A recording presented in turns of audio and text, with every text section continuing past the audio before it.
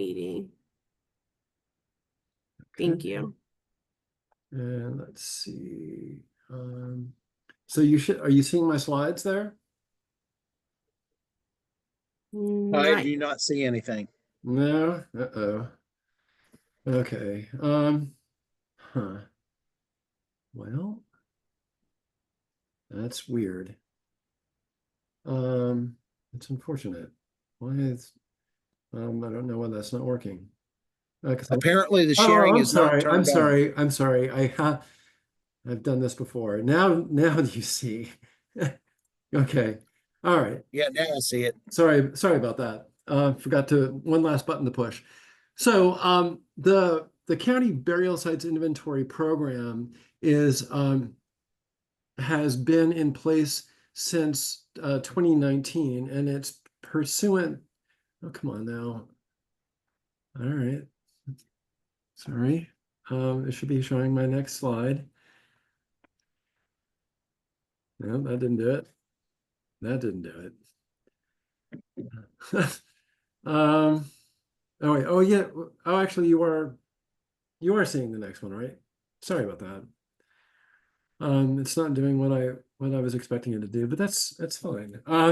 So the burial sites inventory is pursuant to two county ordinances passed in 2017. One requires that the planning department maintain an inventory of all of the cemeteries and burial sites in the county, regardless of their date and regardless of their jurisdiction. And we've got well over 300 cemeteries in the inventory. The second ordinance requires us to review projects that will subdivide a parcel that includes a known cemetery. And there are the law requires that the partition of the property be done in such a way that the burial site is preserved. And there are procedures for identifying boundaries of burial sites and consulting with that and putting lots in place.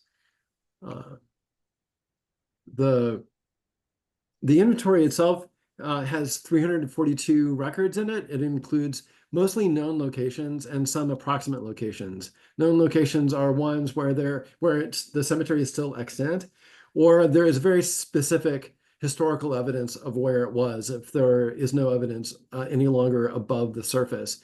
We have over 80 others that we call approximate. These are ones where we have historical evidence that there was a cemetery or burial site, but there's nothing visible on the surface any longer, and the historical information we have is not specific. We do include some indigenous burial sites, sites that include human remains from the pre-colonial era in Montgomery County, according to the files of the Maryland Historical Trust. We do not share any information about those sites.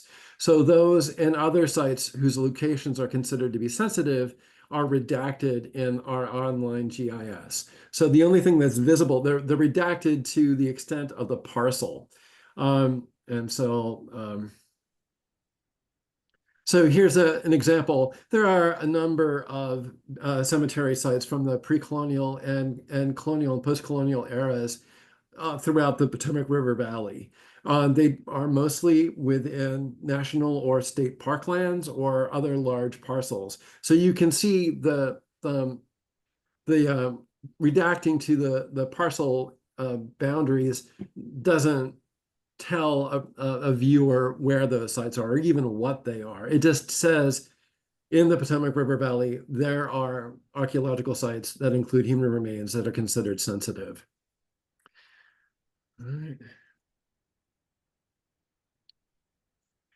So we have implementing guidelines, and all of this is available on our Montgomery County Planning Historic Preservation website.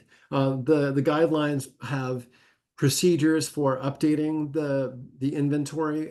We update our planning board annually, usually at the last meeting of theirs in May, where we add new sites with their concurrence and tell them about the research programs that we have been doing in the past year. We also the guidelines also include procedures for guiding archaeological investigations in cases where there is a parcel that is being proposed for subdivision and development that includes a known cemetery. And again, that's designed to find the boundaries of the cemetery and be able to preserve it in place. Separately, we have the master plan for historic preservation. This is a larger program and it's much older. It's been in place for nearly 50 years. And it was put in place primarily with the built environment in mind, with historic buildings and historic districts. The ordinance is written so that it can include archaeological sites. As a practical matter, right now it doesn't. And with the exception of archaeological sites that are coincidentally within the larger environmental setting of a historic site or a historic district that happens to include that archaeological site. At the moment, there are no indigenous pre-contact, pre-colonial archaeological sites on the master plan for historic preservation. What's important to consider about the master plan for historic preservation is that it provides much more rigorous protections for historic property than other ordinances. So properties that are listed on the master plan for historic preservation, there cannot be exterior alterations to that property without a historic area work permit. So it has to go through the Historic Preservation Commission, and it doesn't allow, that process does not allow for destruction. So, for example, should an archaeological site end up being listed on the master plan for historic preservation, it could not be destroyed under county law. Another consideration for the master plan, it governs, in fact, it is primarily concerned with private property. For any of you who may be familiar with the National Historic Preservation Act and Section 106 of the National Historic Preservation Act and the processes for consulting around impacts to archaeological sites, say with highway departments, that only concerns archaeological sites that are going to be impacted by projects that either happen on federal land or projects that are federally funded or federally permitted. It does not cover development on private property at all. And there are, in fact, at least two known pre-colonial indigenous burial sites in the Potomac River Valley that are actually on private land and that are not included within forest conservation easements. Another program that the planning department administers is our forest conservation plans. So forest conservation easements provide the sort of the highest level of protection. And there are, in fact, a couple of indigenous burial sites in the Potomac River Valley on private land, but that are within conservation easements. And within a conservation easement, you basically can't do anything to it. You can't cut down trees, you can't plow, you can't clear out brush unless it's invasive. So I mean, it varies easement to easement, but those protections are probably the most rigorous conservation protections that the county has under its laws. What is on the master plan for historic site? Lots of individual, there's mostly like historic houses and other historic buildings from throughout the county's colonial and post-colonial history. Likewise, and there are hundreds of them, there are over 450 of those. And there are 25 historic districts. Again, these are all historic. Some of them are recent. I mean, we have historic districts that date to the 20th century that are significant for their mid-20th century architectural features. Let's see, did I have two of the copies of that same slide? No, I didn't. So the process for adding a property to the master plan for historic preservation is quite rigorous. It's much more involved than adding a burial site to the inventory. That process is simply, I do research to find that there is evidence that there was a burial site somewhere in the county. I prepare a form, I notify the property owner, and I bring it before the planning board at least once a year in May, or if there's like a development project and we need the board's concurrence on it sooner, then we will bring it up sort of out of sequence, as it were. But that's all that's involved in adding a site to the burial sites inventory. It's just essentially the planning board's approval. For adding a property to the master plan for historic preservation, it's a much, much longer process.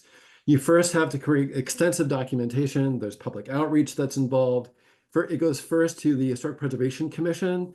With their approval, it then goes on to the planning board. With the planning board's approval, it then goes to the final stop, and that's the county council.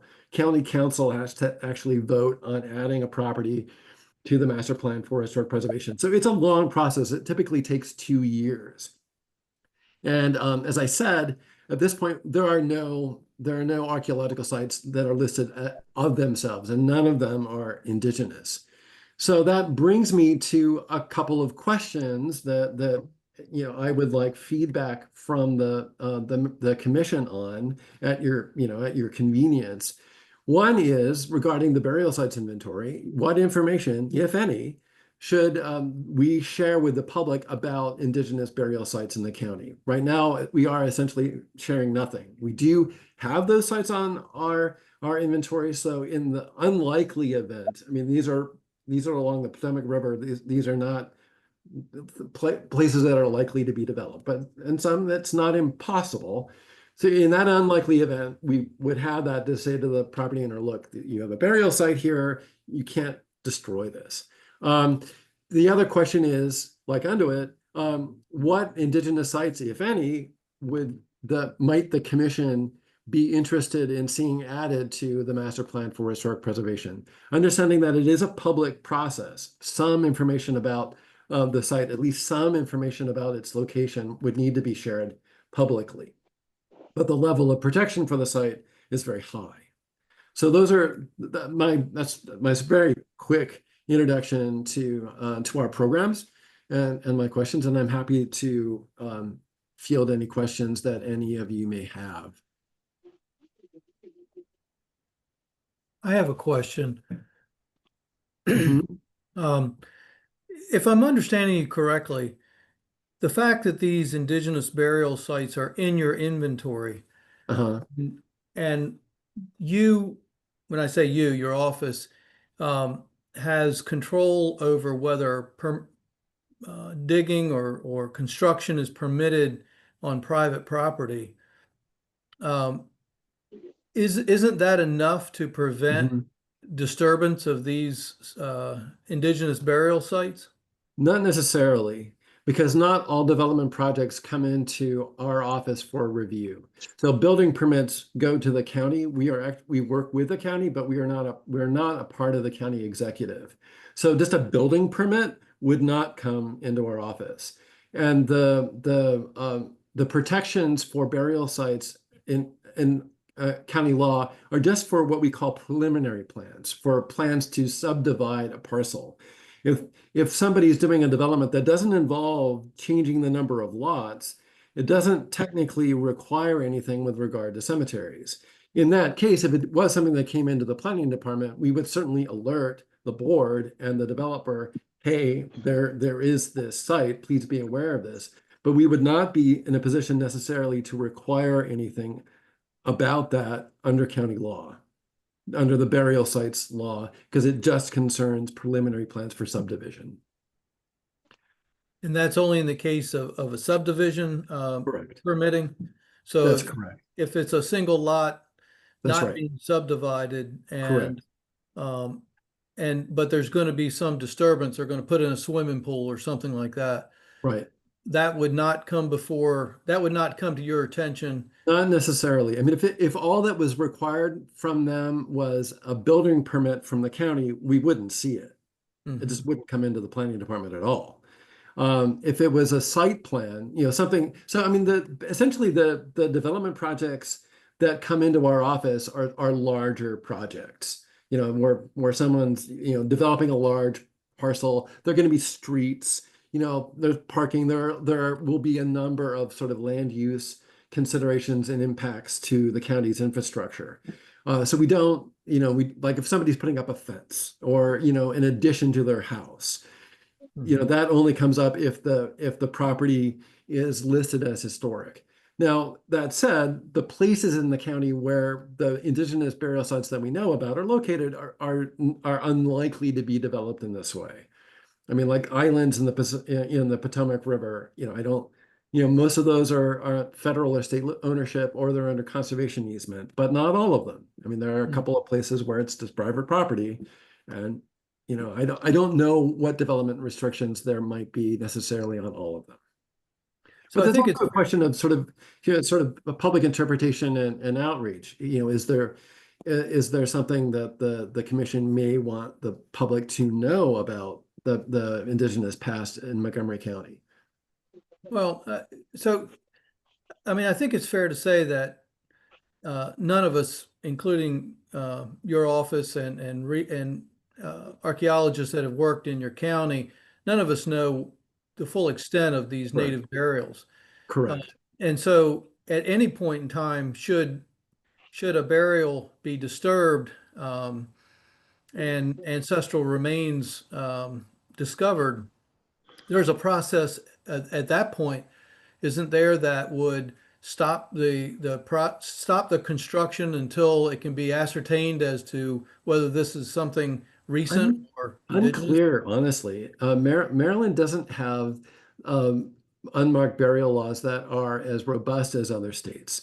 So there is not, as I understand it, the process now, they would contact the county police and get the authorization of the state's attorney for the county to relocate human remains. There is not actually necessarily a process in place to notify the Maryland Historical Trust or our office. I mean, I know anecdotally that there have been cases where the county police have been notified of human remains found in the Potomac River, and they've essentially treated them like, you know, a missing persons kind of thing. And that may be very well be what they are.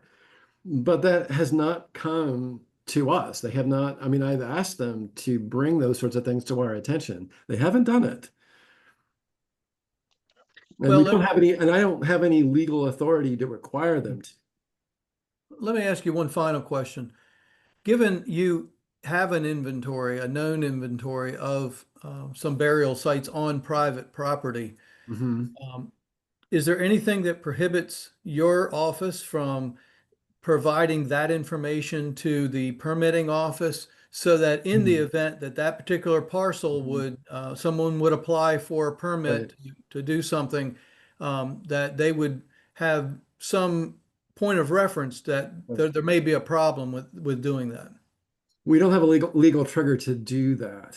The only one that we have is the master plan. So when property owners that own a property that's listed on the master plan for historic preservation go to the DPS, the Department of Permitting Services, for a building permit, that property would be flagged. But we don't have, the laws are not written in such a way that would provide a mechanism for doing that for burial sites. That wasn't what in the law that the county council passed in 2017. Again, it was just for preliminary plans and parcel subdivision. For those, we have the legal authority to act. But we have notified property owners that there is a burial site on their property. We didn't give them a map, but we said, you know, dear so and so, there's a burial site on your property that's being added to the inventory. So there, you know, the property owners were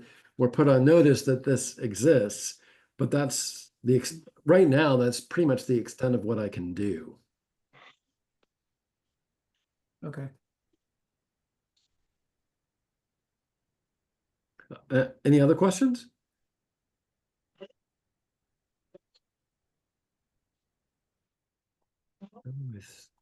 How do I stop sharing? You would think that I've used Zoom, trust me, I really, but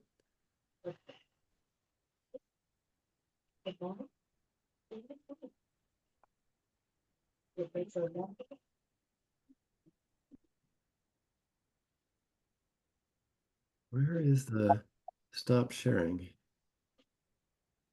Pardon me, I'm so sorry. Well,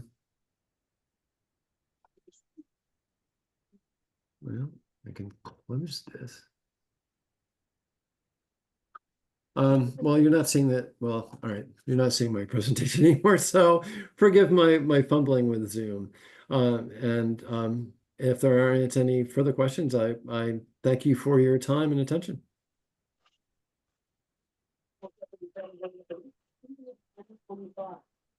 Yeah, Mr. Crane, you'll be sending your presentation to the administrator so it can be shared with the commissioners, correct? I can do that. Well, if you would, please. All right, we'll do.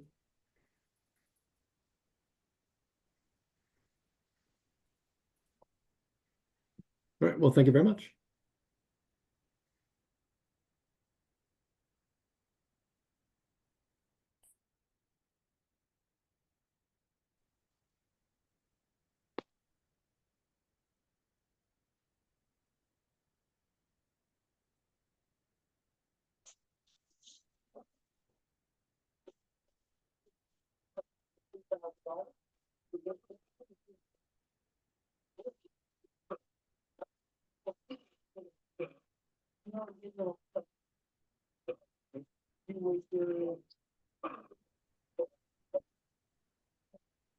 Madam Chair, are you prepared to move forward with our next presenter?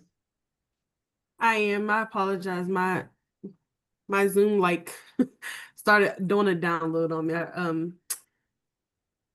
Give me 1 second. And our next presenter is I'm looking to see if they're on Rebecca Rice from DHS. Yeah, we need to have Mr. Crane's screen being to stop sharing because we're still seeing his. Sorry about that. Where is the stop share screen? Oh, there it is. No.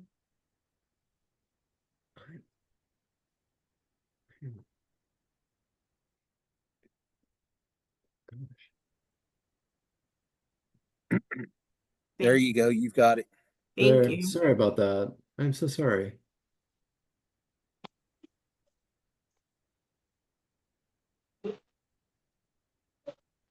All right. It doesn't look like Rebecca Rice is on, so I'm going to move on to our next presenter, Zachary Singer.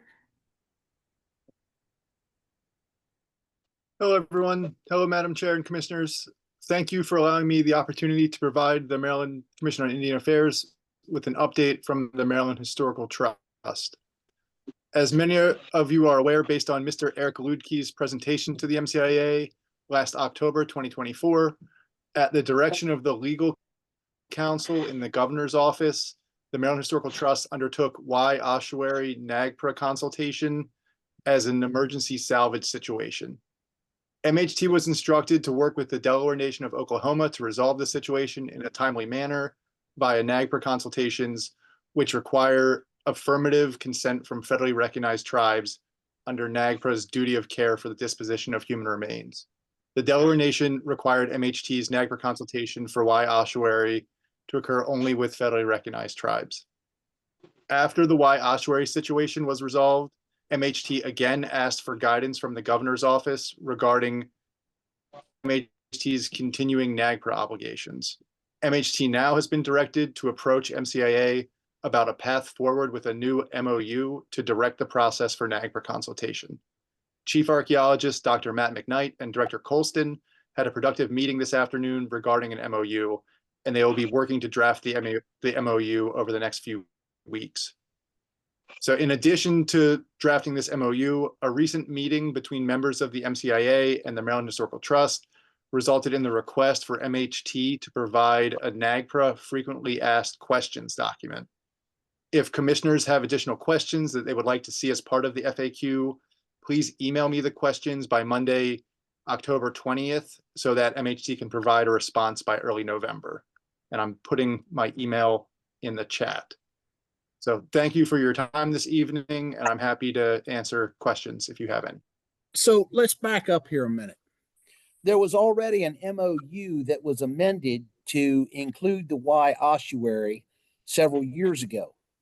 And the working group was not put back in place, which I had called for a number of times. Yeah. Here we go again. So why are we redoing an MOU? And apparently there was a spot chosen for an appropriate place of repose. So are we going to go through this whole process again? Commissioner Bradshaw, this MOU, I believe, is about MHT's continuing obligations under NAGPRA, so meaning the human remains and funerary objects that are curated by MHT. So that would include the appropriate places of repose and associated funerary objects. So it's for everything that is currently in MHT's. Okay, so was DNR a part of this because it is going to be on DNR land? I would think so, yes. That would I'm be asking, when you met today, was DNR a part of the conversation? the meeting this afternoon was between Chief Archaeologist Matt McKnight and Director Colston. So why was DNR, because they're involved in this, it's state land, why were they not made aware of it, and why were not they a part of the conversation? I can ask that question and follow up with leadership to provide you with an answer.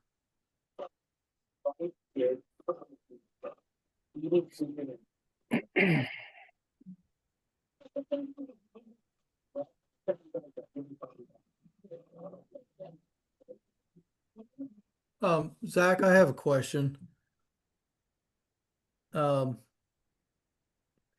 Was there any particular reason why none of the indigenous communities within the state of Maryland, any reason why they weren't invited to this repatriation process event?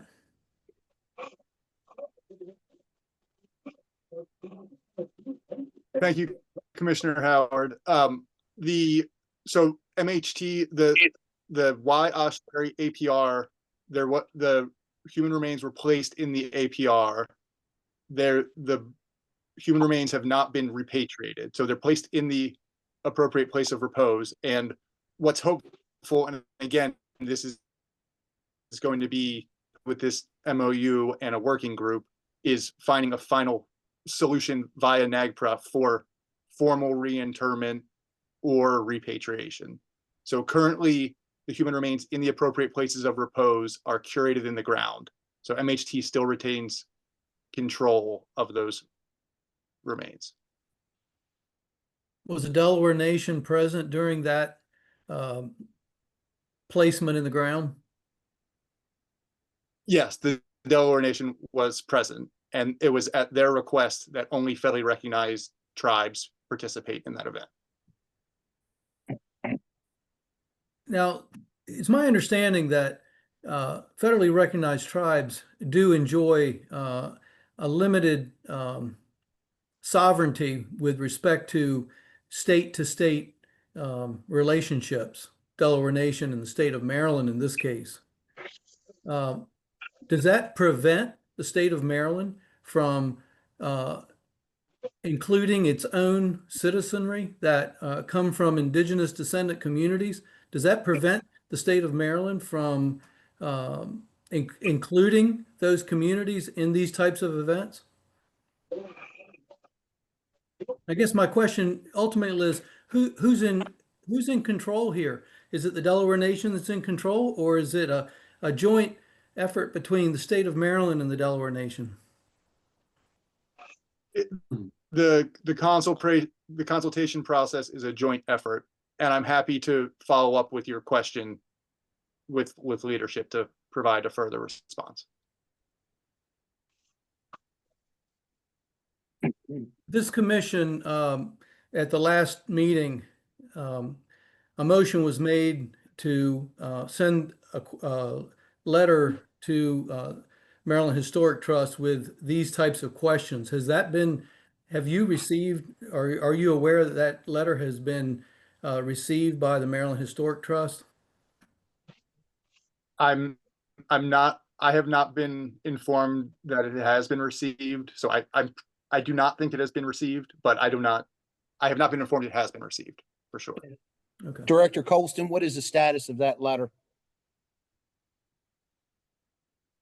Status of that letter is that letter was not sent based on information we received from Elizabeth Hughes as well as Maryland Historical Trust, which posed or caused the meeting to occur between leadership of the Governor's Office Community Initiatives as well as Director Elizabeth Hughes with MHT. Okay, was there a reason that letter was not shared with commissioners? It was based on, well, first of all, the letter was sent to me. I did follow up with my leadership here, GOCI, which once again caused the meeting to occur between the administrative side of MHT and MCIA as well as GOCI.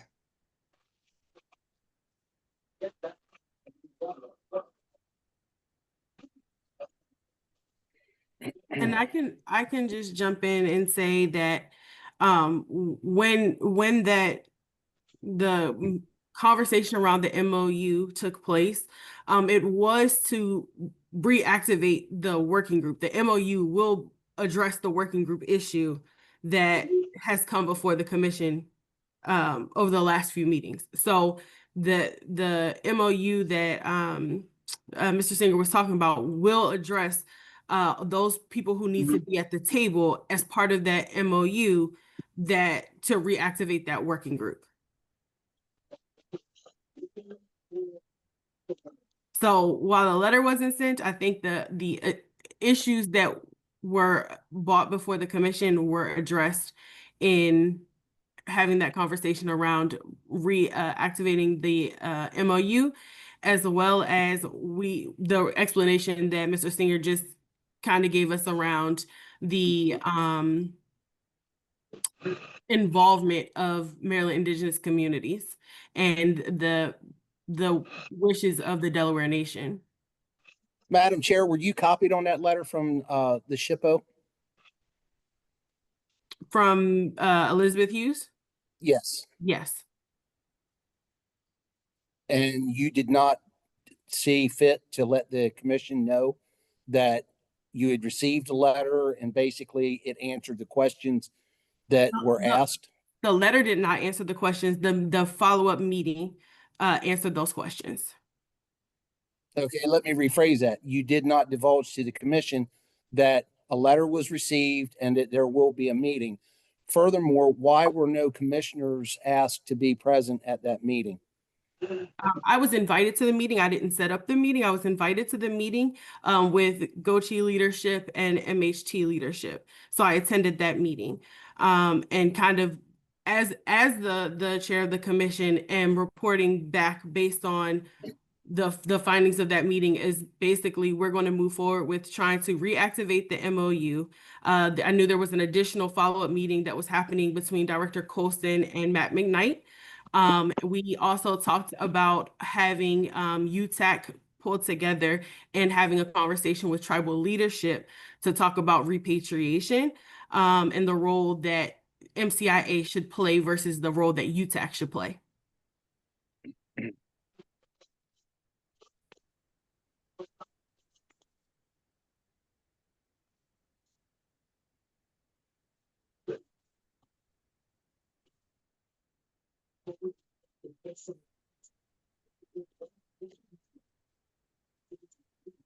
Are there any additional questions for Mr. Singer before we move on to the administrative report?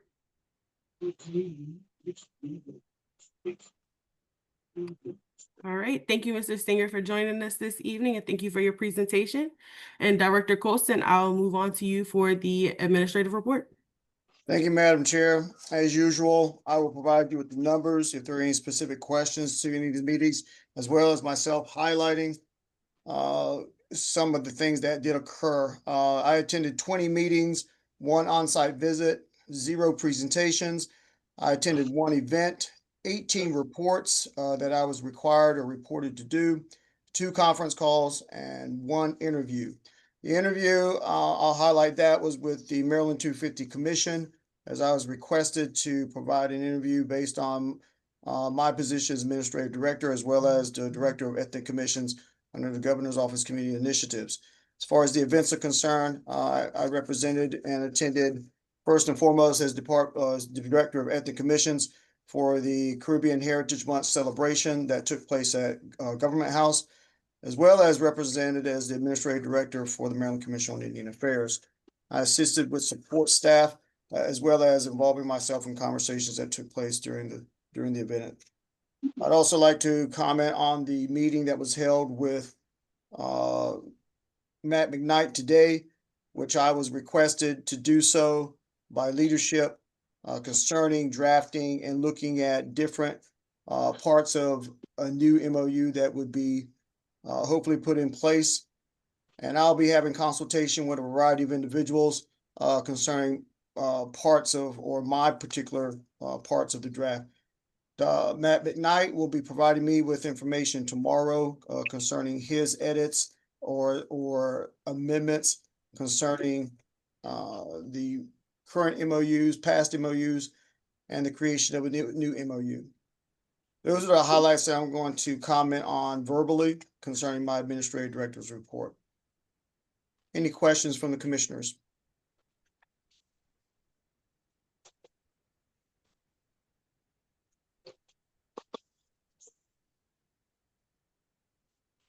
Madam Chair, I'd also like to state that I believe Maria Day is in attendance and ready to present. The reason that she is not listed here is because I reserved my area of the agenda and my administrative report to allow her to do so if she's present at this time. Maria is not present, but has asked me to represent her, if that is all right with Madam Chair. Yes, that's fine. Thank you. I am representing the Maryland State Archives. My name is Megan Cranen. Thank you, Chair Thomas, Executive Director Colston, and Commissioners. Just a quick update on our ongoing work with MCIA, the Indigenous Records portal that the Maryland State Archives set up some years ago. We are very pleased to let you all know that 6 additional oral history interviews with tribal leaders, which were conducted by Drew Schefter-Ravis for FY 2023 Maryland Heritage Areas Authority Grant, have been released. This includes 3 new recordings with the Nanticoke Indian tribal elders with their tribal leadership support. Every interview goes through several layers of review, both by the people being interviewed as well as staff of the Maryland State Archives. We made any edits and redactions requested by interviewees prior to archiving the files. We will be promoting the interviews for Indigenous Peoples Day and throughout the month of November, as well as these materials existing live on the website now, as well as the rest of the work that we have done up to this point. It will maintain there for perpetuity. We have also completed a project to digitize 5 analog audio cassettes for the Nassawawash Band of Indians. In September, Maria returned the original tapes to Chief Donna Abbott, along with digital copies of the recordings and the raw transcripts. This is just a note, we are happy, the Maryland State Archives is extremely happy to consult with tribes on similar preservation projects as needed. We are aware that not all communities have access to the equipment needed to digitize your own materials. There is no obligation to archive these recordings or any projects that you work with us on. We are happy to serve as a resource and a consult in archiving your own material with your own community. No obligation to reposit those records with us. And final note, just that in the last several months, we have responded to a number of reference inquiries about Indigenous records, some of them from tribal researchers. And for the Commission's information, while Maria and I are not often the experts in these records, we know who at the State Archives can help, and we are always happy to assist in facilitating those connections. So please do not hesitate to reach out to us. If you have any questions, I would be happy to answer them. Thank you.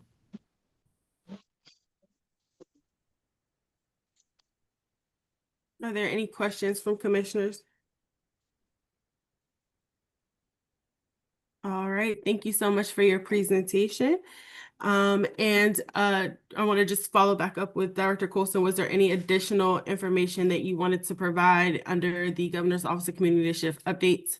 There is. I would like to, and I'm going to read, and this will be provided to you also with a fact sheet that's going to be sent to you after this meeting. This is concerning and coming from the Appointments Office. This week, Governor Moore announced support and resources available to help meet the needs of federal workers who live in Maryland and are impacted by the federal government shutdown. The Moore-Miller administration has made 3 immediate steps to protect Marylanders from immediate consequences of the shutdown. One being Maryland will keep government programs running and keep state employees on the job. Second, Maryland is working with the private sector to shield federal workers from eviction, foreclosure, and utility shutoffs. Third, Maryland will protect and expand emergency assistance programs for federal workers. There's also other shutdown situations that are going on that we're doing what we can as far as the administration is concerned to assist. And that will be supporting finding new jobs through the American Job Center, also professional outplacement assistance, additional career resources, a weekly virtual workshop, job fairs and recruitment events, unemployment insurance, resources for veterans, and legal resources. So that is one of the major announcements that I want to bring forth from the Governor's Office Community Initiatives concerning the federal shutdown. Secondly, as far as the administrative priorities are concerned, I'm looking forward to any and all suggestions coming during our strategic planning session that will be coming up here very shortly in the month of January, February, depending upon the dime that you choose as far as the commission is concerned. And of course, picking 1 to 3 of those major priorities. So I would encourage everyone, if you do not have that website address, I will be forwarding that to you after this meeting as well, whether you have it or not. And then with the Ethic Commissions, we'll be working on food resources being coordinated with the Governor's Office Community Initiatives. This is also something not only with the Maryland Commission on Affairs, but also with Immigrant Affairs and all the ethnic commissions combined working on food resources. What that entails is VOADs that will be entailing any food banks and food pantries that we can work with in each of our communities, as well as the state food bank as well. So those are the comments I want to make concerning the updates and initiatives of the Governor's Office Community Initiatives. Thank you. Are there any questions from commissioners? Dr. Colston, I have one question. Are those resources going to be kind of parceled out by district or by county so that we're able to direct those to certain counties, or you're not sure? We want to be able to direct, but we also want to have actual initiatives day of situations where people are coming by and actually receiving. We're going to be requesting commissioners to provide a volunteer time period there to do so. So we will coordinate. Give you a great example, Anne Arundel County Food Bank, which we've worked with in the past, we'll be working with again. We are structuring this situation in the same format or processes very closely to that of when we were going through COVID and providing PEPs to a variety of communities. So we utilized a location in Southern Maryland to do so. I would look to see the same thing being done as far as food resources on this go around. Thank you. Are there any other questions from commissioners? All right, hearing none. I see that we didn't receive any committee reports, but I do want to go to working groups. Dr. Colston, if you wanted to provide any updates on RAC. The Recognition Advisory Committee did meet as a group as required by the petitioning process. I am aware that you will be receiving a letter that they will essentially be requesting additional information from the petitioning party. Once that letter has been drafted, gone through legal, and with all T's crossed and I's dotted, that letter will be sent out to the petitioning group, where they'll have, of course, an opportunity to reply and provide that information if they choose to do so. Thank you. Are there any questions from commissioners regarding that update? All right, hearing none. Old business, we had legislation on there. Was there any legislative updates? Coming from myself, we are working to support missing and murdered Indigenous legislation. We are aware that other states are doing so. Maryland, unfortunately, is not a state that follows suit in doing so. The most recent state was North Carolina, where legislation was put forth. And there's an awareness day that was created in the state of North Carolina. They're the most recent. That's why I'm bringing them up. but other states have done so in previous years and continue to do so. And so that's just one piece of legislation that I had provided. I was requested, as with all of our commissioners, not just from Maryland Commission on Indian Affairs, but other commissions, to provide any type of legislation, whether it was a one sentence or a paragraph concerning any and all legislation that wanted to be put forth for the next General Assembly that is right around the corner. So for myself as Director of Ethnic Commissions, I was able to do so, which I did. And that was one of 4 that was put forth. This is something that I feel strongly about professionally, so I'll say that here during this meeting. And it is also something that UTEC was able to support in a unanimous manner, in a consensus across the board. And I also would say to you, the commissioners, and anyone witnessing the conduction of this meeting, that if you are an individual, if you're an organization, if you're a tribal community, that hopefully through documentation or letters of support, that you would want to see this type of legislation and this type of outcome here in the state of Maryland. That will conclude legislation for myself. Thank you. And as we start thinking about SPS and the start of the General Assembly, making sure that we're able to collect those bill numbers that are going to pertain to or affect our communities would be helpful as well. We don't have anything for historical markers, so moving on to new business. Next month is American Indian Heritage Month, and we are going to discuss those events as well as the Youth of the Year and Adult of the Year nominations and the due dates for those. So Dr. Colston, would you or Lisa like to provide the due dates for when communities should be getting that, commissioners should be getting that information from communities and back to you guys? So as far as a specific date, I would be saying mid-October. That would allow the last or final 2 weeks of October for us to finalize that list. This is also going to be something that, again, I want to be very specific here. And this was based on prior decisions of the commission, was that we would choose that whatever nominations that become actual winners are those who are previous school year. So we're not looking at September, October, November of this school year. We're looking at those from the previous school year concerning your nominations.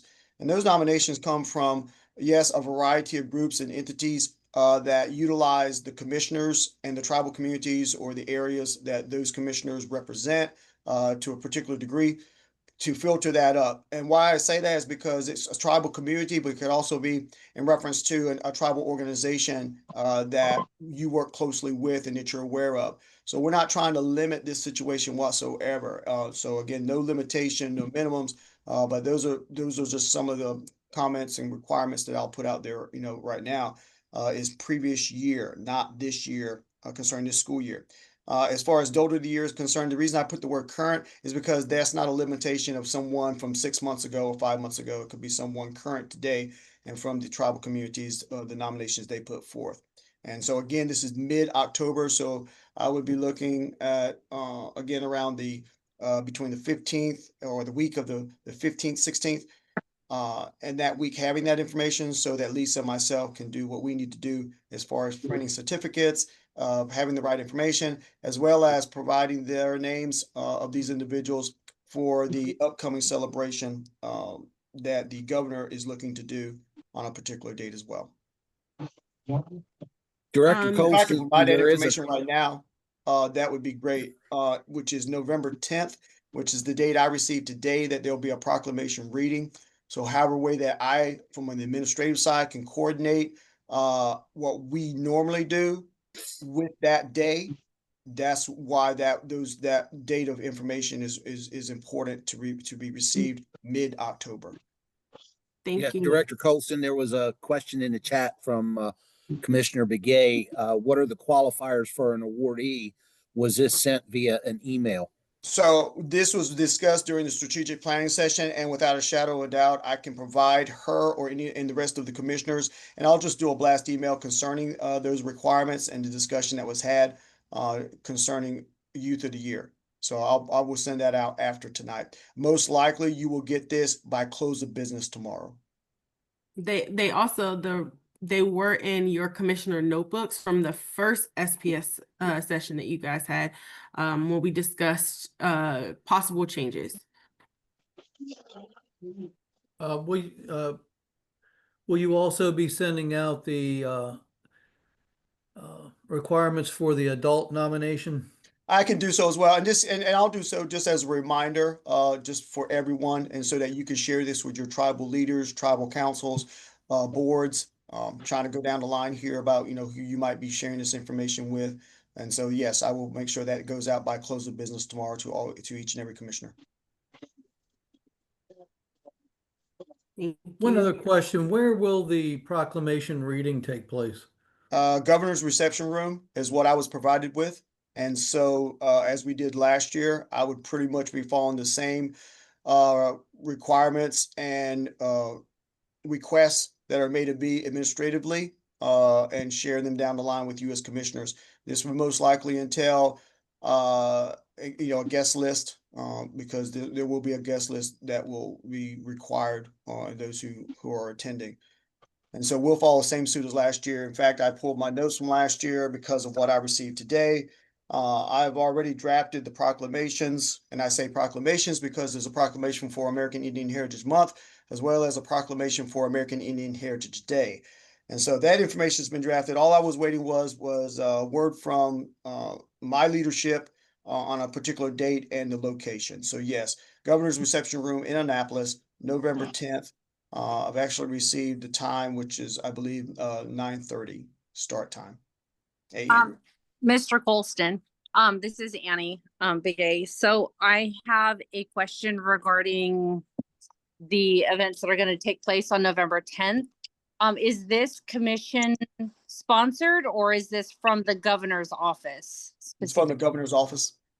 Okay. Is the commission planning on doing anything? That is dependent upon the desire by the commission to do so. So in the past, we've normally done a kickoff. Of course, November 1st is not on Monday, Tuesday, Wednesday, or Thursday, Friday. It falls on Saturday, if I'm not mistaken.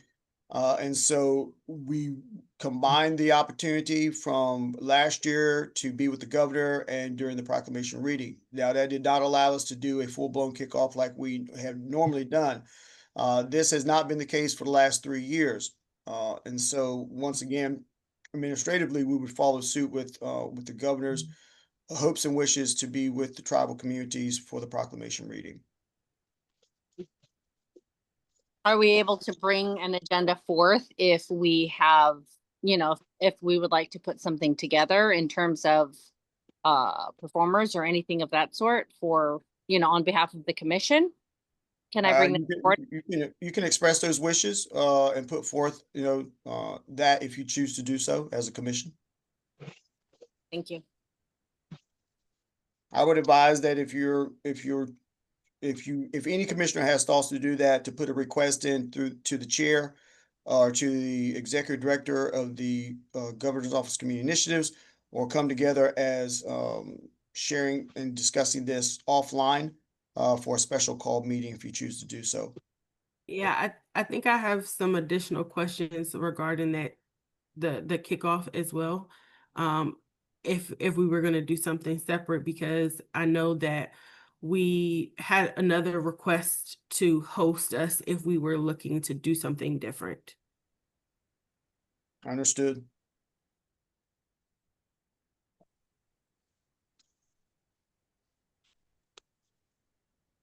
Are there any additional questions regarding American Indian Heritage Month? Well, yeah, so I have a question. Is there a plan in place to do a separate event beyond the proclamation reading by the governor? That I would follow suit with as far as American Indian Heritage Month being celebrated separately if the commission chooses to do so. I'm going to answer this in a way that has not been handled by the commission directly. If you would like to put together some type of event, I'd love to see a group discussion about that. Sounds like, I want to say, unofficially, it sounds like something that a couple of you might like to see. That takes planning. And so if that's the case, Well, I think given that where we are right now with the calendar, we're probably a little too late to try and plan an event if nothing was already outlined to take place beyond November the 10th. Well, I certainly, go ahead, I'm sorry. Mr. Howard, so this is Annie Begay. I mean, Howard County has always planned something, and I've always, extended the offer that it, can go and the commission can take credit for, what is put together. But usually there's some performers and a small set. The commission is more than welcome to, of that. Is there a date that Howard County is looking at for that event? Currently, it was set for November 1st. That seems to conflict with a lot of other, calendar events out there. So it was kind of going to be left open, but we have the use of the Meriwether District.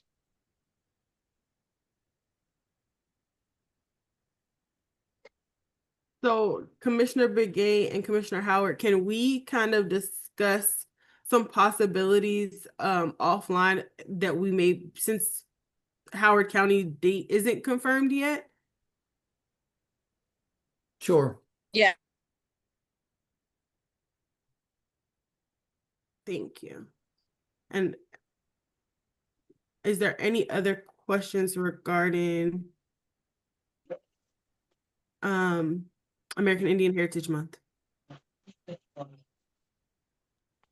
All right. Are there any public announcements on future community events from commissioners? I have a couple announcements. The Pocomoke Indian Nation is going to be presenting at the Ratcliffe House in Worcester County, near the Federal Assateague Island State Park area, this weekend on Sunday. This is a heritage festival that the Ratcliffe House, which is a historic colonial home in Worcester County, hosts, and we will be there doing various presentations. And we'll also be at the Oyster Fest at the Chesapeake Bay Maritime Museum in later in October. The dates for these events are on our website, PocomokeIndianNation.org, if anyone wants to get more information about them. Thank you. Thank you, Commissioner Howard. If you have flyers or anything that you'd like to have posted to our website, if you send those to Tanea and CC me on them, we can make sure that we can get those posted. Okay, thank you. Thank you.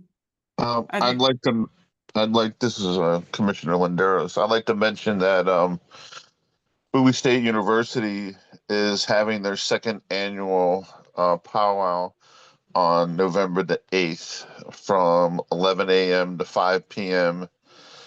There on campus in the McKeldin Gym, and all commissioners are more than welcomed. And also, anybody, Keith, in your position or up, the governor, or anybody wants to come in, they're more than welcome to.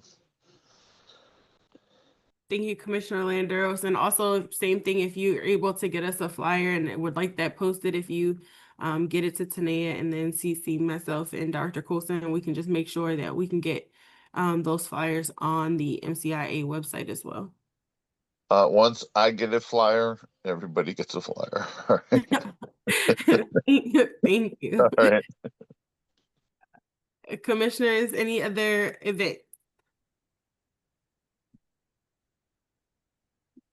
Hearing none, I do want to make a reminder to all of the commissioners about making sure that we are sharing any information that we wanted highlighted from our communities with Tanea.